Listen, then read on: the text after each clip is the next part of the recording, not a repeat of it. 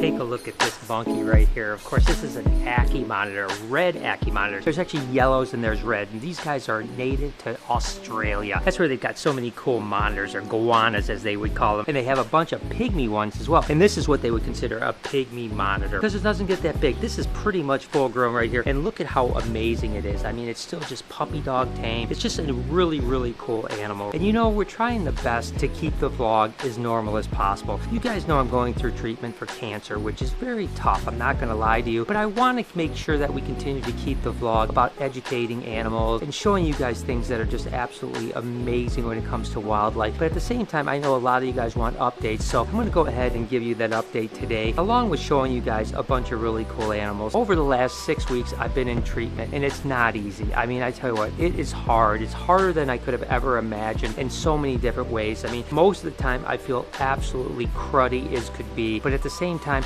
I'm doing my best to be here at work, and these animals are helping a lot. Al Machino, what an absolutely incredible Machino reticulated python. I think one of the prettier retics I've ever seen, especially that head pattern, right? And I had mentioned that I've been on treatment for about the last 6 weeks, and what it is it's actually a really tough regimen. It's called FOLFIRINOX. Basically, they call it Full Fury, and it's really like the most intense chemotherapy that you can get, the #1 most intense you can get. And the reason they do that is, of course, because of the type of cancer I have, pancreatic, you need to really be aggressive with it because you have to try to knock it down as quick as you can. The downside is it's rough. I mean, it is unbelievable, the side effects, and I never imagined this to be as tough as it is. Not only is it tough from a standpoint of feeling terrible almost all the time and having such little energy compared to usual, and you guys know that I'm an energy guy. I always have tons of energy, but the fact is that, you know, you just don't have that energy anymore. So mentally that messes with you too, right? Because you're feeling sick almost all the time, but on top of feeling sick, you don't have the energy to do what you want to do, which kind of mentally wears you out. This 6 weeks has been unbelievably difficult, and unfortunately, this is going to be going on for a long time. Of course, Peppa,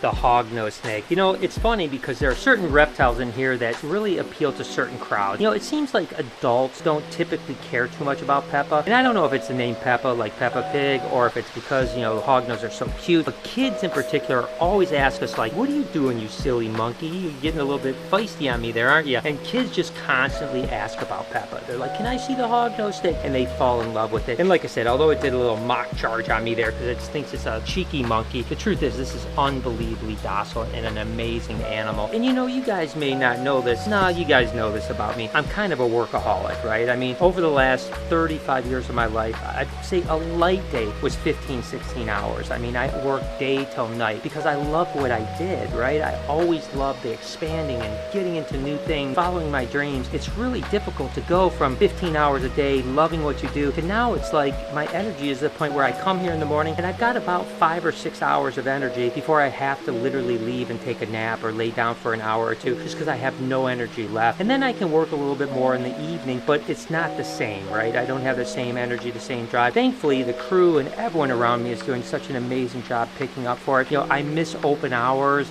I miss doing tours and events. I miss so much of the things that I used to do, but you know, this is just the new reality, and I have to go through this to hopefully get to the other side. Look at my girl Freya here. I mean, she is still a little bit cheeky, there's no doubt about that. And I always talk about that, right? Like, Salt was never like this. She was always mellow. This is more like how Pepper is. You can take an animal and you can tame it out and you can get it docile, but it really depends on the building blocks of that. So when you get an animal that's a little bit more crazy, got its mouth open and stuff like this animal is probably never going to be Salt. Now, are we going to be able to get it to the point where you can handle it and it's not going to be a problem? Of course, but it unfortunately is probably never going to have that disposition that Salt has, just because that's the difference between a really great animal and an animal that is just okay. I always say we can take a good animal and turn it great. We can't take a real defensive animal and make it great. We can make it good, but we can't make it great. So hey, I still love Freya and she's absolutely amazing. And you know, the fact is that I still want to continue to try to inspire you guys. I mean, you know, I've been going through this now for a few months and in treatment for 6 weeks. I've been to work every single day. You know, I haven't missed one day other than the days I get the infusion. And of course, that's because I'm in the hospital all day getting chemotherapy. But other than that, I've been here. You know, sometimes I'm not here as long as I'd like, but I'm at least here, and I want to inspire you guys to continue to follow your dreams. And whether your dreams are whatever it might be, you know, for me, of course, it's educating you guys about animals and getting you guys inspired, but also show you that, like,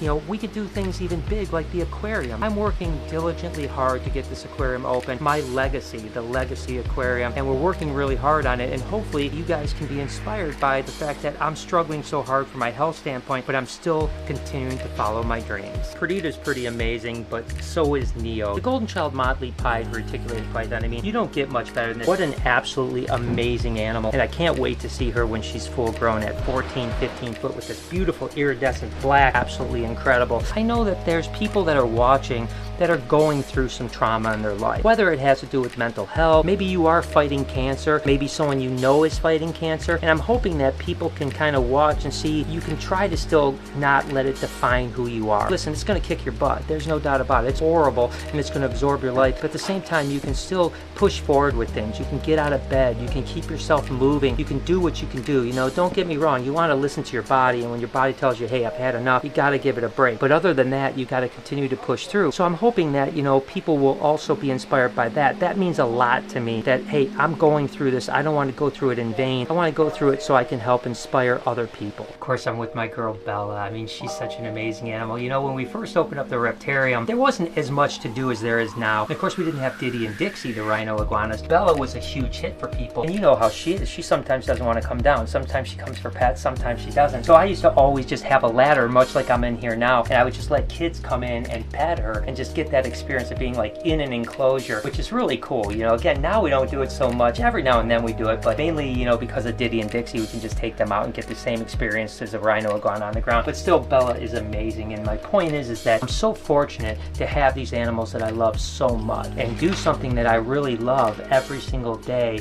And it does take at least a little bit off my mind when it's like really stressful, and you know, sometimes you get really absorbed with like the pain or how you're feeling and so like that. And then you come in here and you see these beautiful animals. It just takes a little bit of that off, you know. So I encourage anybody that's going through whatever you're going through to find something you really love and attach yourself to that as much as you possibly can, because it will help you through the toughest times. So where are we at right now? You know, honestly, it's not the greatest of news, to be honest with you. Is there's something that's called blood markers for tumors, right? In my case, with this, what I have, CA19-9 and CEA are the two markers that they follow, and they want those markers to not go up. You know, they want to really go down, because that means that the cancer is being killed off by the chemotherapy, right? Well, unfortunately, yesterday I had my blood work done. It had been about 3 weeks, and unfortunately both my CA19-9 and the CAE jumped quite a bit and went up, which is terrible. The other thing is this Fulfurinex that I was on, I was having some really bad side effects during infusions. Anyone that follows me on Twitter knows I've been talking about it, where literally like